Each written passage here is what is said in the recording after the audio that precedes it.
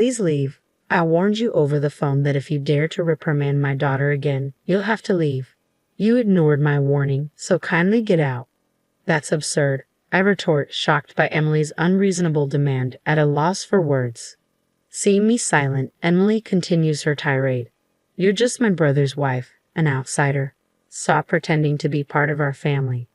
Hearing these words from Emily shatters something inside me. I had endured her verbal abuse and her daughter Olivia's selfishness, thinking they were family.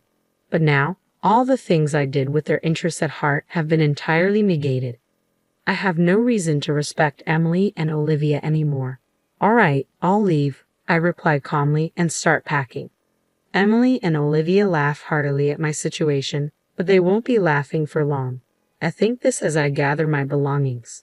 My name is Chloe. I live with my husband Ethan and his parents. Ethan had requested from the time he proposed that we live with his parents once we were married. At first, I hesitated, but when I met Ethan's parents, I realized they were decent folks who respected boundaries.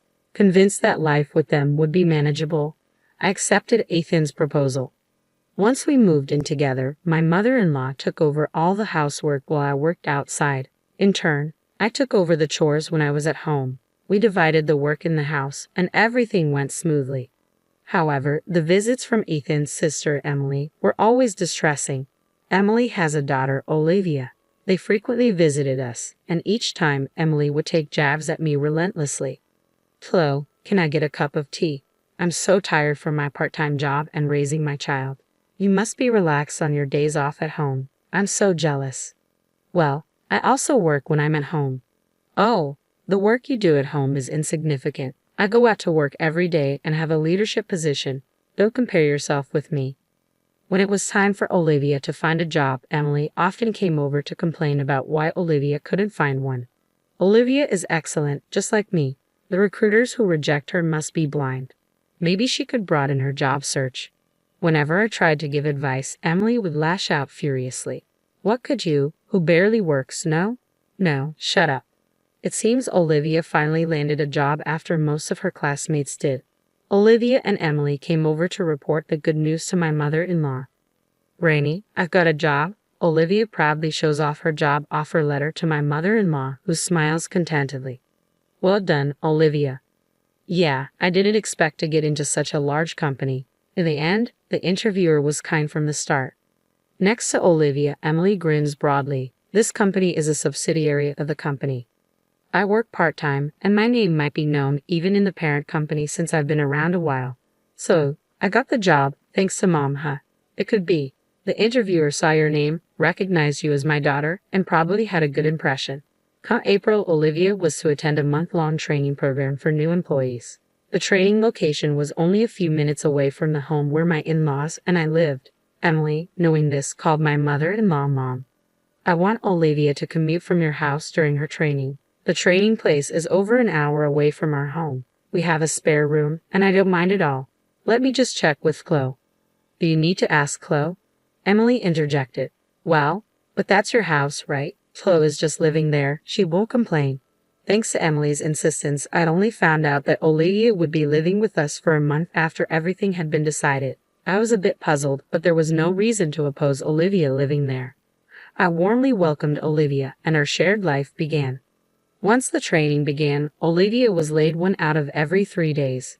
Despite the training location being just a stone's throw away, it seemed that her habit of waking up at a fixed time every morning had completely disappeared due to her relaxed student life. Grandma, why didn't you wake me up? I called you many times. If I don't make it in time, calling me doesn't mean anything. Forget it. I'm taking the morning off today. Please call the company and tell them I'm taking half a day off due to poor health. Olivia, you're an adult now. You should be doing such things yourself. If I say I'm too sick to even make a phone call, it'll be more believable. Just do as I say. Taking advantage of my mother-in-law's soft spot for her granddaughter, Olivia had become completely spoiled. Even when she came home from training, Olivia wouldn't do anything for herself. Grandma, I'm tired. Is dinner ready? Welcome back, Olivia. I'm about to make it. What? You're just starting now. Why didn't you have it ready by the time I got home? When I got home, tired and hungry, I wanted to eat right away. You're so thoughtless, I muttered, addressing my mother-in-law. I'm sorry, I'll have it ready soon, she responded. Seeing my mother-in-law being pushed around by Olivia, who was probably tired from her first job, I couldn't stand it any longer, and I spoke up. Listen, Olivia, having a warm meal waiting for you when you come home isn't something to be taken for granted. Why don't you show some appreciation to Grandma? Why do I have to listen to you, Chloe? You're not even family. Stay out of it, Olivia retorted. Not family? I married Ethan, so I am part of your family, Olivia, I replied. Mom said Chloe is my brother's wife, so she's an outsider, Olivia countered.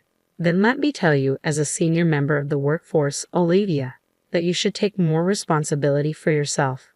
Waking up on time to avoid being late is a basic rule of being an adult, a senior in the workforce, I said firmly. You're not even going to work every day. Wait till you're actually working hard like me or Mom before you start acting all high and mighty, Olivia shot back, seemingly ignoring my words. Then one day, when I returned home from work, I could hear Olivia's loud voice coming from the living room. What do you mean you're going out? It's unacceptable that there's no dinner when I come home exhausted. I'm sorry, but we're looking forward to our theater outing that day, my mother-in-law explained. Your theater outings are just fun and games, Olivia retorted. I have work. You need to cancel it. Apparently, my in-laws had informed Olivia that they were going to the theater next week and wouldn't be able to cook dinner, and this had infuriated her. I was well aware that my mother-in-law had been looking forward to this day at the theater for quite some time. However, I was worried that if things kept going this way, they might feel compelled to cancel their plans to avoid upsetting Olivia. So, I hurriedly proposed a solution. Since you've been looking forward to this, you should go. I'll take care of Olivia's dinner that day, I suggested. My in-laws seemed thrilled by my suggestion, but they quickly began to worry. But isn't that a work day for you, Chloe? Are you sure it'll be all right? They asked. Yes, if I arrange things now, I think I can get home early. So don't worry and have a good time, I reassured them. On the day of the theater outing, I left work early to come home. My in-laws happily left for their event. After seeing them off, I did some shopping for dinner and waited for Olivia's return. As always, as soon as Olivia came home, she lay down on the couch and waited for dinner. Oh, I'm hungry, Chloe. Hurry up and get cooking, she demanded. Olivia, let's cook together today, I suggested. At my words, Olivia jumped up from the couch. What? What do I have to do? Isn't it natural to cook your own food? No way. I've been at work. I'm not doing housework when I'm tired, she protested. I've been working too. I've got the ingredients. Can't you just help me out? I asked. You, Flo, can come home whenever you want from your easy job, and me, who has to go at a set time every day, are not the same. Just hurry it up and make it by yourself, Olivia snapped. The fact that I was able to come home early that day was a result of painstakingly adjusting my work schedule, but I doubted that Olivia would understand that. So allowing my anger, I calmly tried to reason with her. Listen, Olivia, I'm not asking you to help me because I find it bothersome to cook alone. I want you to understand what it means to be a responsible adult. What I don't need is your interference. After letting the grandparents go out without asking me or giving me a lecture, which is super annoying, Olivia declared, visibly irritated. She stood up and started dialing on her phone. Mom, listen to this. Chloe keeps nagging me and she won't even cook dinner. She unloaded her complaints about me to her mother, Emily. Once she had said her piece, she handed me the phone with a triumphant smile. Mom wants to talk to you, Chloe.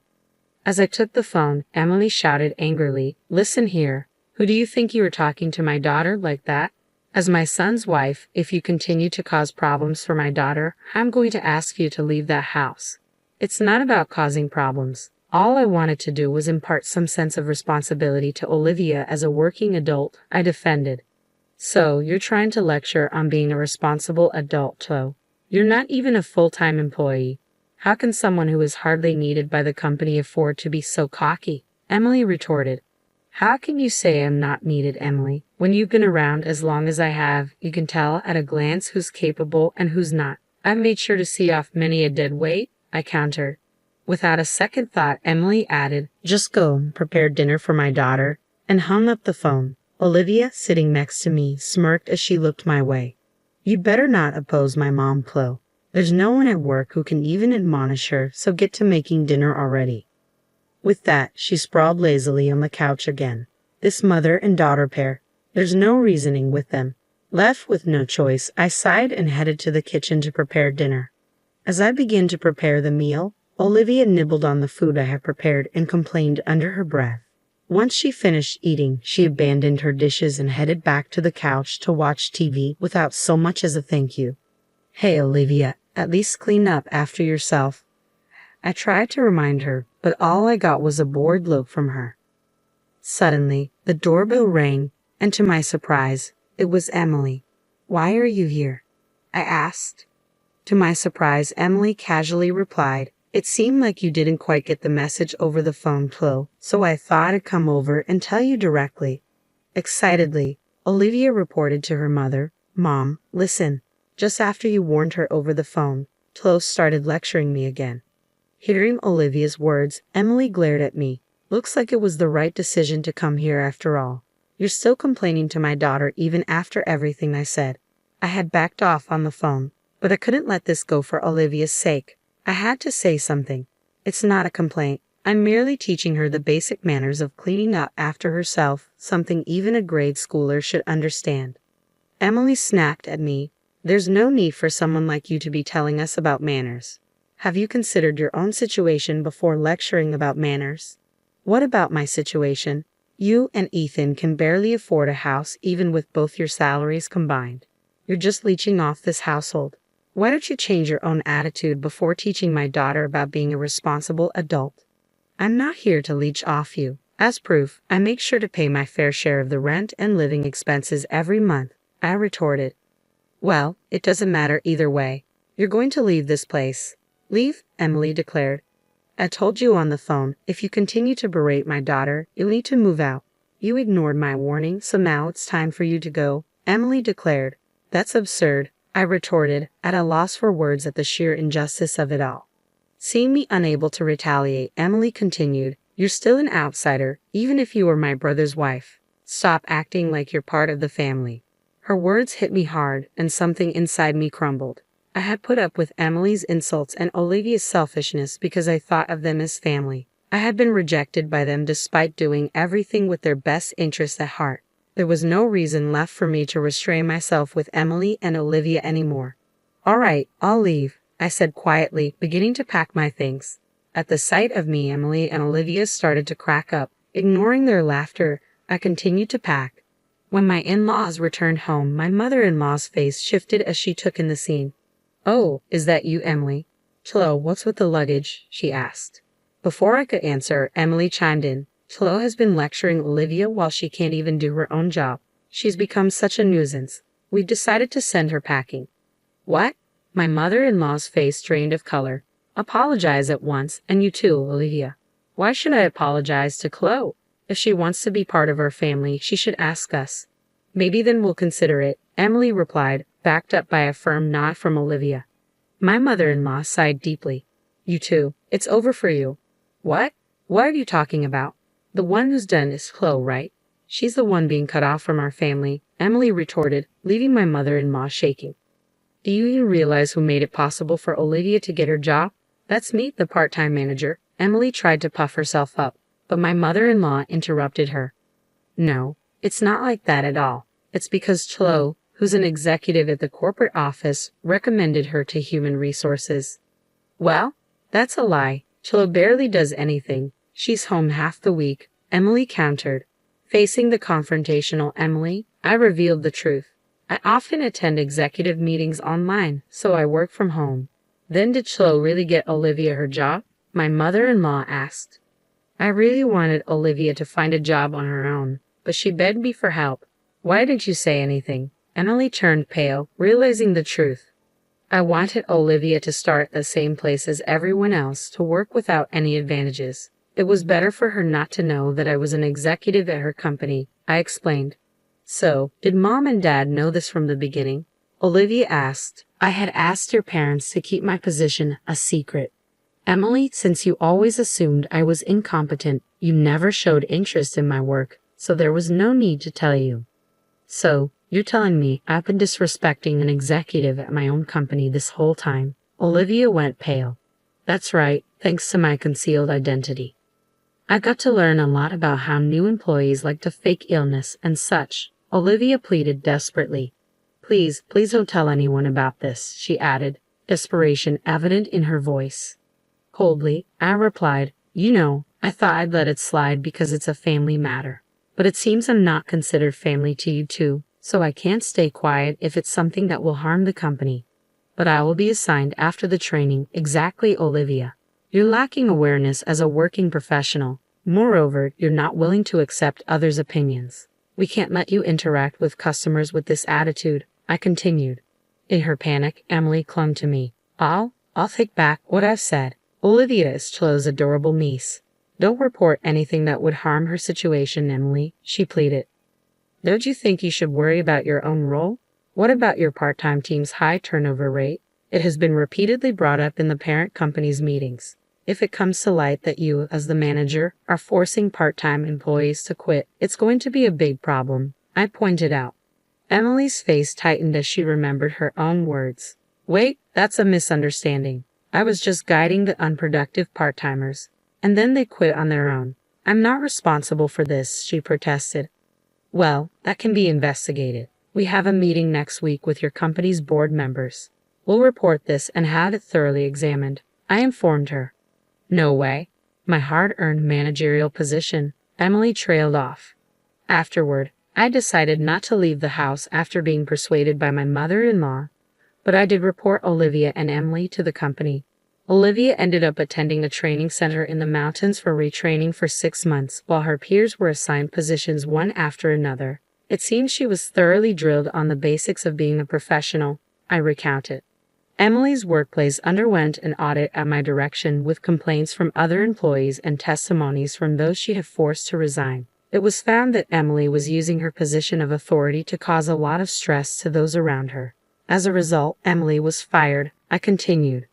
Emily seems to have started a new job to cover her living expenses. However, since she's only ever worked at one place before, she's having a hard time getting the hang of her new job. Despite this, she still acts high and mighty and seems to be on the verge of getting fired from her new job as well, I added. At this rate, her life will likely continue to be difficult. On the other hand, I continue to live peacefully, sharing household chores with my in-laws as usual. This incident seemed to have taken quite a toll on my mother-in-law, I reflected. Chloe, I'm sorry because I've spoiled Olivia and Emily. I made you go through such unpleasant experiences, my mother-in-law apologized. No, it's fine. I was happy that you stood up for me, I reassured her. Having had a good talk with my in-laws, I feel that their bond is even stronger than before. Even though my sister-in-law turned out to be a challenge, I look forward to continuing to live with my mother-in-law, maintaining our good relationship, I concluded.